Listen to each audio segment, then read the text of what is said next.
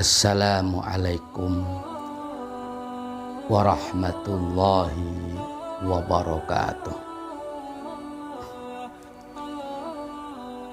Bismillahirrahmanirrahim. Alhamdulillahi rabbil alamin. Wa bihi nasta'inu ala umurid dunya waddin. Wassalatu wassalamu ala asrafil anbiya'i wal mursalin Sayyidina wa habibina wa maulana Muhammadin wa ala alihi wa sahbihi ajma'in, amma ba'du. Saudaraku yang dirahmati oleh Allah subhanahu wa ta'ala, kita sebagai umat muslim yang beriman kepada Allah subhanahu wa ta'ala meyakini bahwa kematian bukanlah akhir dari segalanya. Kematian adalah awal daripada kehidupan selanjutnya setelah seseorang melewati di kehidupan panggung dunia fana ini. Di alam kubur atau di alam barzah itulah ada kenikmatan kubur, ada pula siksa kubur. Tergantung amal ibadah, kebaikan-kebaikan yang dilakukan oleh seseorang ketika hidup di muka bumi ini. Begitu banyak bekal yang dibawakah, atau sedikit amal-amal kebaikan yang dibawa, atau mungkin malah perbanyak bekal-bekal amal buruk, bekal-bekal dosa, kemaksiatan, kemungkaran, dan lain-lain sebagainya.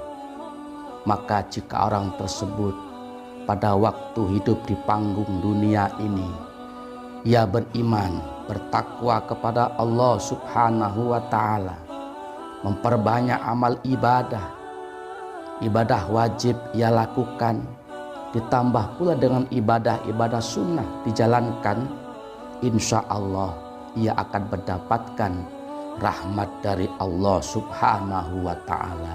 Hingga ketika ia masuk ke alam barzah atau alam kubur, ia mendapatkan nikmat daripada alam kubur itu sendiri.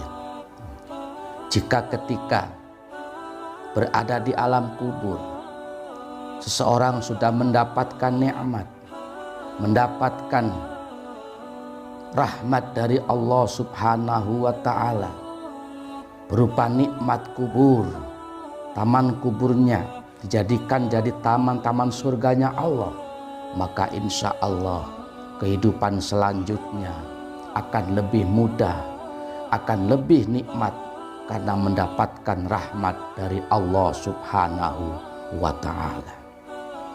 Begitupun sebaliknya, ketika di alam kubur seseorang sudah mendapatkan siksa, dihimpit, seseorang sudah mendapatkan keadilan dari Allah subhanahu wa ta'ala, yang mengalami gemuruhnya alam kubur, siksa kubur, dan seterusnya, maka di situ perjalanan kehidupan selanjutnya jauh akan lebih sulit, jauh akan lebih menderita, kecuali ia mendapatkan maghfirah atau pengampunan dari Allah subhanahu wa ta'ala. Saudaraku yang dirahmati oleh Allah subhanahu wa ta'ala, dalam hal ini Imam Muhammad bin Muhammad Abu Hamid Al-Ghazali memberikan sebuah penjelasan akan sudut pandang terhadap kematian itu sendiri. Yang pertama disebutnya dengan munhamikun. Ini yang pertama. Yang kedua disebutnya taibun. Apa itu munhamikun? Dan apa itu taibun? Munhamik adalah seseorang yang terkesima hatinya, terpesona, tertarik dengan kemewahan dan gemerlapan dunia fana ini, sehingga ia lupa akan kehidupan akhirat, lupa akan kematian. Yang ada di fikir, yang ada di hatinya hanya dunia, dunia, dunia dan dunia, materi, harta, harta dan harta. Bagaimana supaya hidup ini banyak harta sehingga ia bisa melampiaskan keinginan-keinginan hawa nafsunya, menikmati kemewahan, gemerlapnya panggung dunia ini, sehingga ia melupakan akhiratnya.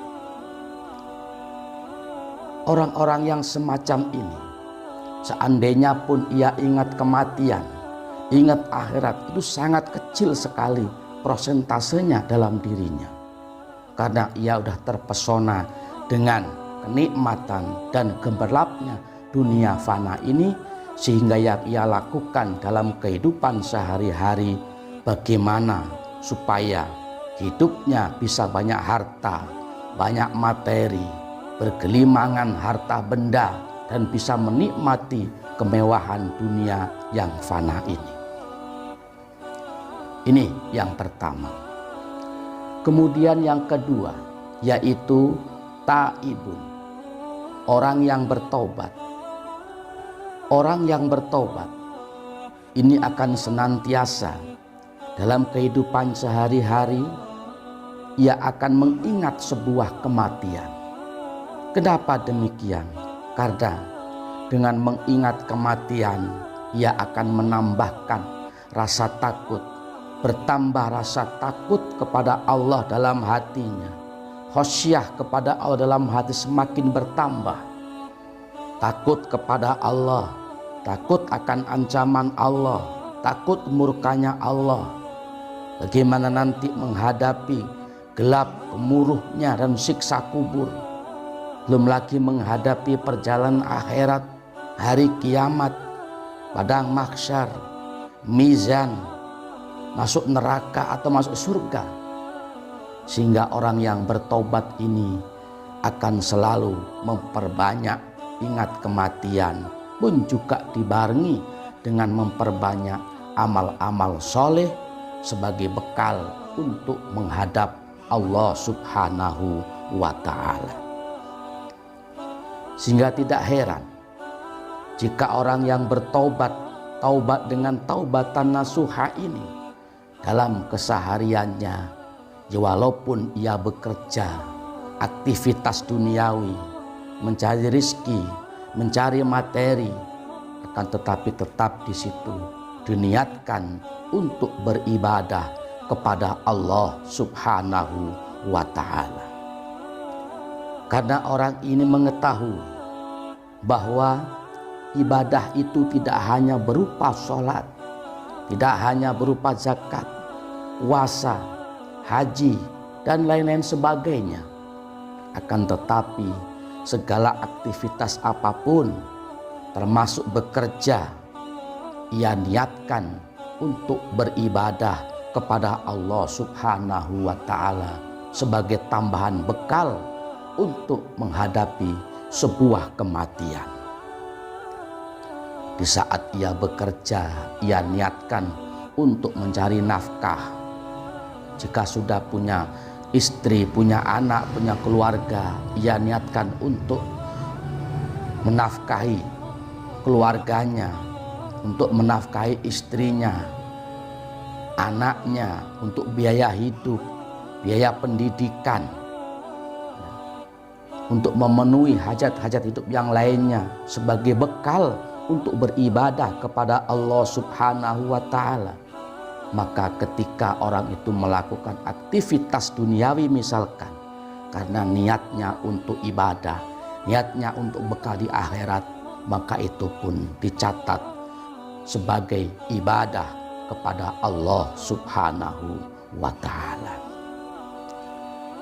Saudaraku yang dirahmati oleh Allah Subhanahu wa ta'ala, Dengan demikian, mari kita introspeksi diri, tanya ke diri kita masing-masing, koreksi diri kita masing-masing.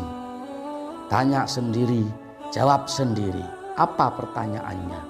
Kita ini termasuk golongan munhamik, yaitu orang yang terkesima, terpesona, hatinya tertarik dengan kemewahan dunia ini, atau termasuk taibun, orang yang bertaubat kepada Allah Subhanahu wa ta'ala.